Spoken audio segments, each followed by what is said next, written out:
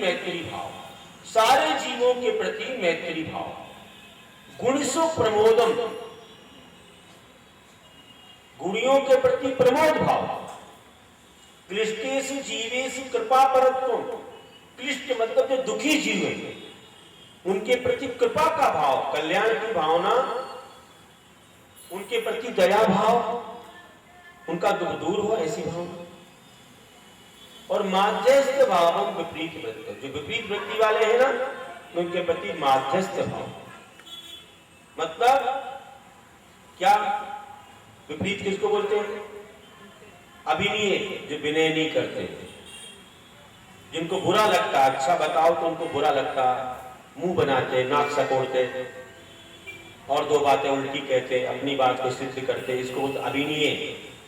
उनको अच्छा नहीं लगता है, कुछ कहने जाओ तो एकदम आंख बबूला हो जाए, एकदम नाक फूल जाए, ऐसे जीव कहता अभिनय। विपरीत वृत्ति वाले, उनको बुरा मान के अच्छा लगता है, अपनी मनमानी करना अच्छा लगता है। कोई कुछ कहने गया तो नाक फूल जाए, आंखें चढ़ जाए, मुंह बन जाए, तो ऐसे लोग अभिनय कहलाते हैं। इनके प्रति माध्यस्थ भाव, ना अच्छा कहो ना बुरा कहो। अगर देखने में भी उनको लगता हो कि मेरी तरफ देख रहे तो देखो भी मत, पास में बैठने से बुरा लगे तो दूर से निकल जाओ। जैसे गाय भैंस बैल से दूर रख निकलने को बोला ना, 6 हाथ दूर से निकलना चाहिए। गाय भैंस वगैरह पास से निकलते तो गिर जाते हैं। एक दो जगह देखा मैंने, भी गिर गए थे, वो गाय के पास में सींग मारने लगे, तो सींग मारना से सवार, तुम गाय के पास में जाते हो। ऐसे कई लोग सींग मारना ही सवार है, तुम अच्छे कहने जाओ बुराई, तो झगड़ा करने को तैयार रहते हैं, तो इससे थोड़ा 6 हाथ दूर से निकलने को बोला है, समझे ना? तुम लोग एकदम पास में चले जाते हो और फिर एकदम गिर जाते हो। तो इसलिए बोला है जो विपरीत वृत्ति वाले उनसे दूर रहो, ना अच्छा कहो ना बुरा। झगड़ा करते हमेशा, है ना? इसलिए जो है ऐसे जीवों से माध्यस्थ भाव। अब कई बार डांटना पड़ता है। अब वो कुत्ता बिल्ली, कुत्ता है, कोई गाय वगैरह एकदम पास में आके थोड़ा ललकार देते, तो कभी ललकार तो ऐसे कोई स्थिति हो कि मानो अपन ललकार के उसको भगा सके, थोड़ा सा दूर कर सके, तो कभी कर दिया जाता है। लेकिन माहौल देख करके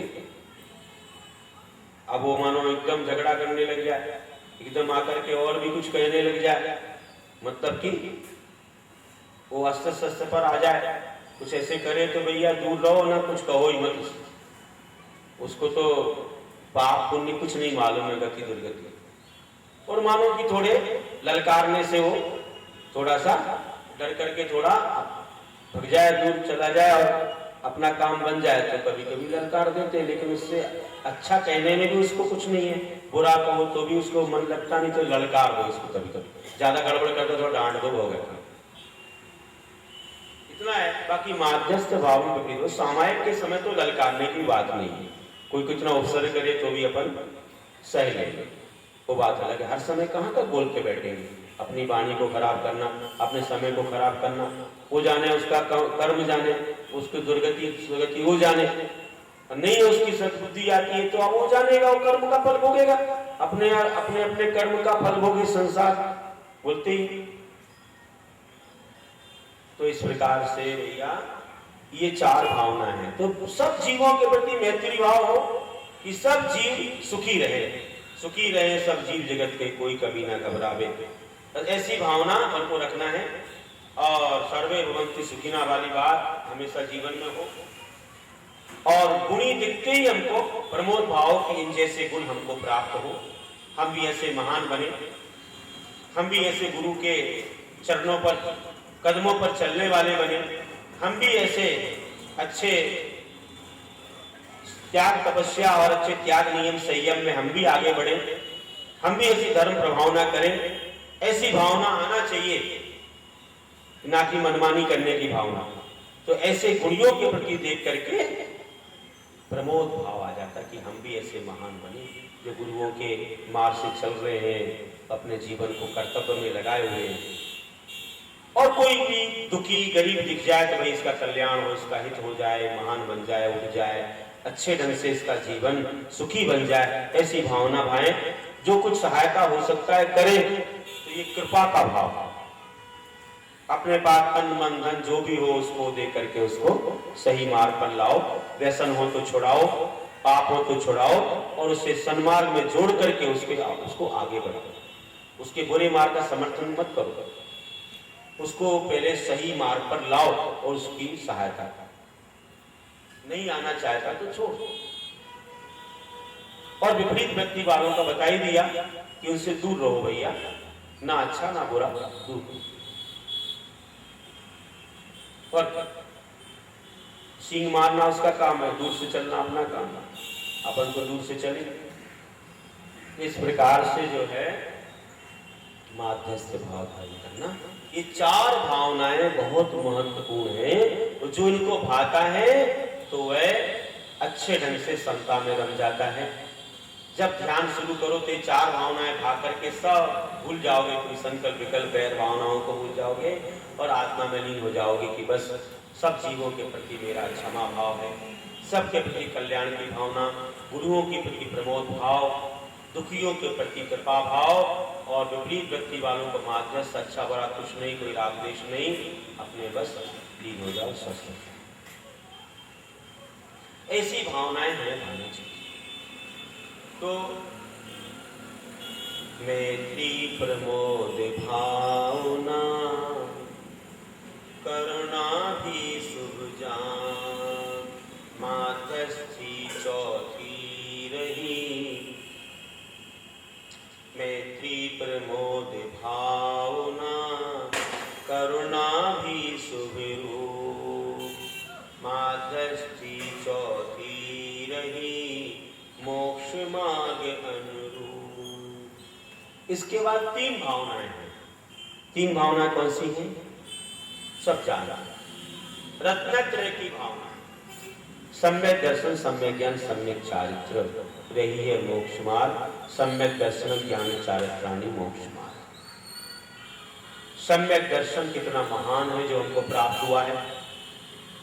अगर प्राप्त नहीं हुआ है तो प्राप्त करने की भावना, और हो गया है तो आनंद मनाना कि हे भगवान, ये सम्यक दर्शन धर्म जो हमको मिला है, ये खेवट लिया है, हमारी मोक्ष मार्ग की नाव को समुद्र, संसार समुद्र के पार लगाएगा।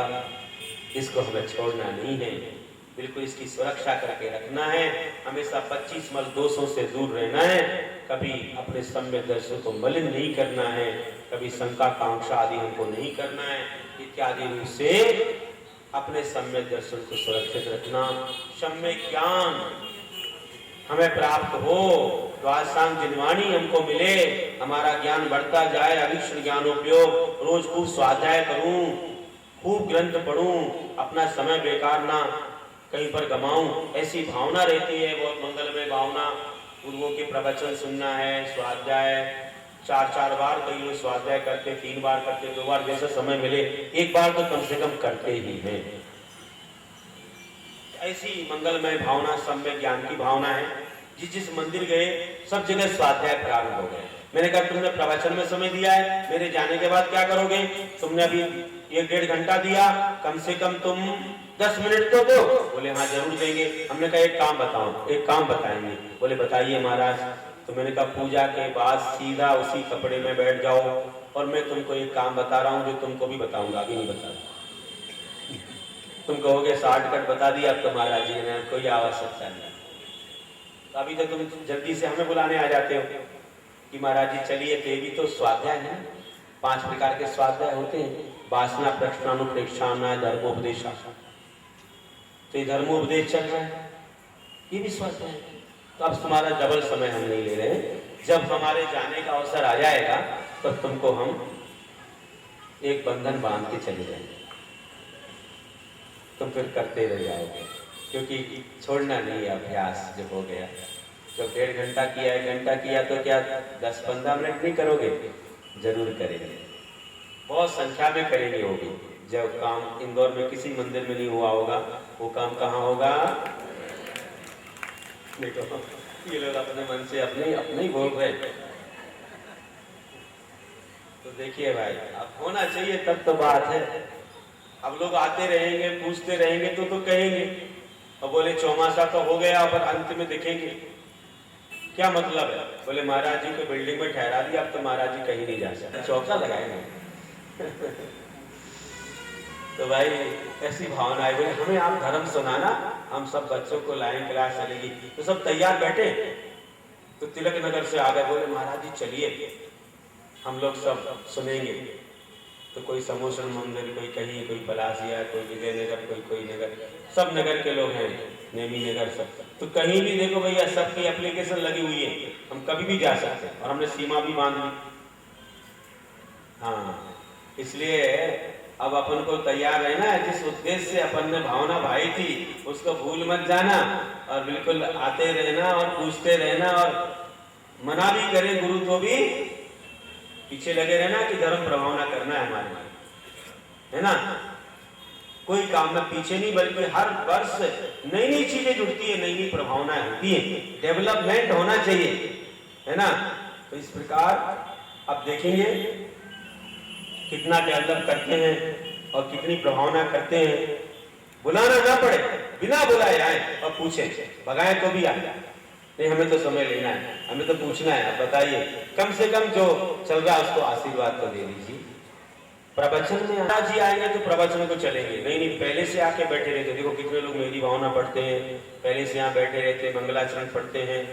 तो जल्दी आना चाहिए, पुरुषार्थ करना चाहिए कि हमको हमारा प्रवचन न चूके। कितनी अच्छी ज्ञान की बातें मिली, किसको मिले? जो भावना भाई उसको तो पहले मिलना। दूसरी कॉलोनी वाले तो लेके चले जाते हैं, और अपने लोग जिनने कराया हो भूल जाते, बोले अब तो कोई बात नहीं, महाराज कहीं नहीं जा रहे। तो भैया नहीं, बोले हमने तो कवरेज करा लिया, कभी भी सुनते रहेंगे। अरे जो साक्षात नहीं सुन पाया, कवरेज में क्या सुनेंगे? वो तो ठीक है, डबल सुनना हो जिसको बहुत ही जरूरी है, तो वो लोग सुनेंगे भी, और हमेशा सुनते रहेंगे वर्षों वर्षों, ठीक है। लेकिन साक्षात को तो मत छोड़ो। तो ऐसा हमको जो है पुरुषार्थ करना चाहिए, जल्दी उठना चाहिए, जल्दी से तैयार होके आना चाहिए। बोले क्या नहीं, महाराज जी ने तो कह दिया पीछे बैठ जाए, तो आ जाएंगे, पीछे बैठ जाए, कौन देखेगा कब आए। सबको आपको नियम बना दे कि तुमको आगे ही आना पड़ेगा। तो हम नियम तो बदल सकते हैं अपना, कोई भी नियम। तो ध्यान रखना, नियम बदल देते महाराज तुम्हारे लिए, अलग अलग परिस्थिति के अनुसार, है ना। ड्यूटी बदलते कि नहीं, डिपार्टमेंट चेंज कर देते ना। कितने डिपार्टमेंट चेंज करते हैं बताओ। एक जनरल मैनेजर बोले हमारे इतने डिपार्टमेंट चेंज करते हैं, कभी बाहर का, कभी भीतर का, कभी ये कभी वो, बदलते रहते हैं हमारे लिए। कैसे हम जब देख लेते कि तुम प्रमाद करने लगे तो डिपार्टमेंट बदल देते, समय बदल देते। तो चलो कोई बात नहीं, चलेगा। अलग अलग प्रकार का स्वाध्याय भी ध्यान का चल रहा है। किसी को ध्यान का अच्छा लगता हो, जल्दी से आता ध्यान का सुनने के लिए। किसी को और दूसरा अच्छा लगेगा, तत्वार्थ। किसी को षोडश भावनाएं, किसी को 10 लक्षण, किसी को इष्टोपदेश, किसी को कुंद कुंद का साहित्य, किसी को अलग अलग सब प्रकार के आइटम हैं, और समय समय से मिलेंगे। जिसको जितना चाहिए वो ले लो और अपना जीवन महान बनाओ। तो सम्यक ज्ञान के बाद सम्यक चारित्र है, और ये आ गया तो कितना महान होगा। सम्यक दर्शन के साथ अष्टांगों का पालन करना भी तत्परमं सम्मत चरण चारित्रम, सम्यक चरण चारित्राचार्य कुंद कुंद देव ने कहा है। और फिर अनुव्रत और महाव्रत आना तो कहना ही क्या। पंच अनुव्रत आ गए, घरों में रहते भी पालन करते, त्रियंच भी पालन कर लेते हैं। देखो पंचम गुणस्थान उनको भी होता है, फिर तो ये मानव है। और प्रतिमाधारी बनते धीरे धीरे 11 प्रतिमा तक पहुंच सकते घर में रह करके लोग। घर में रह के तो पहुंचना क्या है, 10वीं प्रतिमा तक तो रह जाए, फिर छोड़ना पड़ेगा घर, ऐसा है। तो बाकी खाली घर में तो रह जाओ तो कोई दिक्कत नहीं है, लेकिन भोगों के साथ नहीं रह सकते। लेकिन 11 प्रतिमा तक श्रावक पालन कर सकता है, ऐसा कह सकते है ना। पहले ऐसा मिलता था कि कोई क्षुल्लक बन गए थोड़े दिनों के लिए, फिर आ गए, ऐसा मिलता था। उनके अलग नाम से पुकारा जाता उनके लिए, वो गूढ़ ब्रह्मचारी या कुछ कहलाते थे। तो उस रूप से रह के अध्ययन करके फिर अपने परिवार में चले जाते हैं, ऐसा वो आता है वर्णन। तो मतलब कहना कि गृहस्थ अवस्था में रह करके भी इतना पालन कर सकते, ये चारित्र है। फिर तो मुनियों का चारित्र है। चलिए ऐसा हम सुनेंगे क्रम से, अभी ज्यादा नहीं बताएंगे। और अब हम जो है भावनाओं का प्रकरण पूरा करने के उद्देश्य से मात्र संक्षेप में तुमको दो भावनाएं बता दूं। एक भावना तो मैं बता चुका हूं, अभी भी बताया था।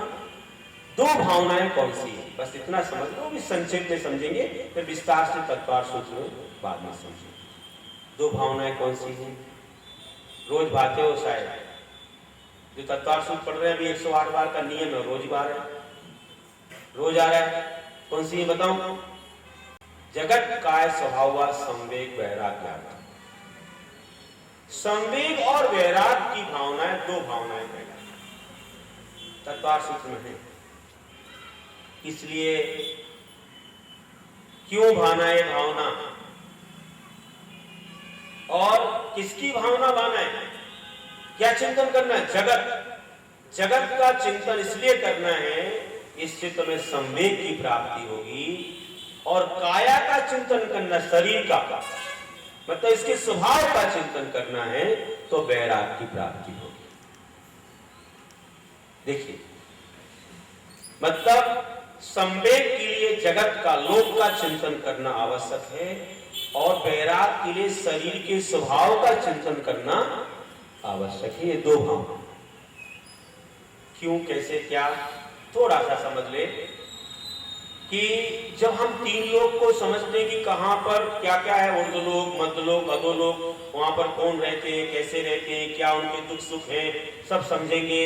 वहां कैसे कर्म की उदय चलते हैं, नरकों में कितनी पीड़ा है, कौन से कर्मों का फल है, मनुष्य लोक में क्या है, यहाँ पर किस प्रकार से दुख सुख है, कोई तन दुखी, कोई मन दुखी, कोई धन दुखी दिखे, कैसे तो तिरंचों के कैसे दुख है ना, उनको भार वाहन भूख प्यास आदि के, और स्वर्गों में कैसे मानसिक दुख हैं, ऊपर के वैभव को देख के कैसे वो लोग जलते हैं, कैसे मन में विकल्प करते हैं, और जब माला मुरझाती 6 महीने शेष रहते हैं तब हमारा ये वैभव छूट जाएगा, देवियां छूट जाएंगी, तो कैसी जलन और किस प्रकार की वेदना होती है, और मिथ्या दृष्टि रहते हैं। तो आकर के जो विमानवासी था सम्यक दर्शन जिन दुख पाए, कहते चाहे थावर तन धरे वो परिवर्तन पूरे।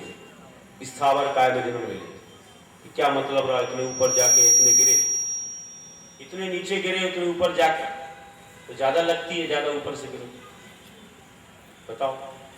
इस प्रकार से हम विचार करें, सब पूरे स्वर्ग और फिर आगे ग्रेवैक, अनुदेश, अनुत्तर और सर्वा, जो भी सर्वार्थ सिद्ध लोग, तो सब हम चिंतन करेंगे तो क्या होगा, इससे हमें सब चीजों का ज्ञान होगा, तो हमें संवेग की प्राप्ति होगी, हमको भय हो जाएगा।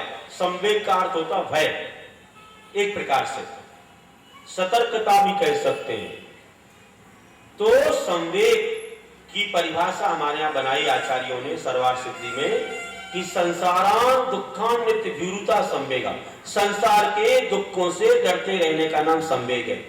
दुखों से डरना, अरे आप तो कहते सुख दुख को सहन करना चाहिए, जीतना चाहिए, तो देखिए ऐसी बात है, यहाँ कारण में कार्य का उपचार करके दुख के कारणों को ही दुख बोल दिया गया। कैसे बताऊं? बोला है हिंसा दुष्वया मुत्रा पाया वद दर्शन। क्या बोला तत्व सूत्र में? हिंसा दिशु अमुत, हिंसा दिशु ये है अमुत्र, अपाय अबद्ध दर्शनम, ऐसे संधि विच्छेद। हिंसा दिशु मतलब हिंसा, झूठ, चोरी, कुशील, परिग्रह, इन 5 पापों से यह मत इस लोक में, अमुत्र पर लोक में निंदा और तिरस्कार देखा जाता है। अपाय अबद्ध मतलब निंदा और तिरस्कार देखा जाता है। तो जो पंच पाप करता है वो इस लोक में निंदित होता है, दुखी होता है, और परलोक में भी यही होता है, अगले भाव में। इसीलिए ये पाप कैसे हैं? नीचे वाले श्लोक में बोला दुख में हुआ, अथवा ये दुखी ही है, दुख मेवा नहीं बोला, दुखम ये हुआ, दुख में हुआ, तो ये दुख ही है। मतलब ये पंच पाप दुख के कारण होने से इनको ही दुख बोल दिया। कारण में कार्य का उपचार कर दिया, जैसे अन्न में प्राणम, अन्न से प्राण टिकते हैं तो अन्न को ही प्राण बोल देते हैं। ऐसे ही इन 5 पापों को दुख बोला, तो दुख से डरने का नाम संवेग, मतलब दुखों के कारणों से पंच पापों से डरने का नाम संवेग। समझ गए ना बात को? तो जो पंच पापों से डरता है कि 5 पाप करने से ऐसे लोक में हमको दुख मिलते हैं, उससे संवेग की प्राप्ति हो जाती। ये भी अपने ध्यान के समय चिंतन करो, तुम्हारा ध्यान बहुत निर्मल होगा। इतनी सारी भावनाएं हम जब भाएंगे कितनी विशुद्धि आएगी। और एक भावना है वो भी जो इसी के साथ है कि कौन सी भावना? वैराग। वैराग कैसे होता है? जब हम सोचेंगे शरीर कैसा है, तुमको शरीर बहुत सुंदर दिख रहा है, अलंकार युक्त दिख रहा है, बड़ा अच्छा मेकअप है, बड़ी अच्छी ड्रेस है, बड़ी अच्छी गाड़ी है, अच्छा मकान है, अच्छा सब है, अच्छा खान पान है। मुझे बताओ कि अंदर कैसा है शरीर? अंदर कैसा है? जो भी खाओ, अच्छे माल टाल उड़ाओ, अगर वो बाहर आ जाए तो, उल्टी से बाहर आ जाए, तुम बैठ सकते हो? कितना दुर्गंधित हो गया बताओ। इस शरीर का स्वभाव। तुम कितने भी केसर चंदन आदि लगाओ, अच्छे अच्छे कपड़े पहनो तीनों पार में तले हुए जैसे, और पहन करके उतारो 10 मिनट के बाद, 15 मिनट के बाद, तो क्या होगा? वो सुगंधी कहां गई? पसीने से दुर्गंध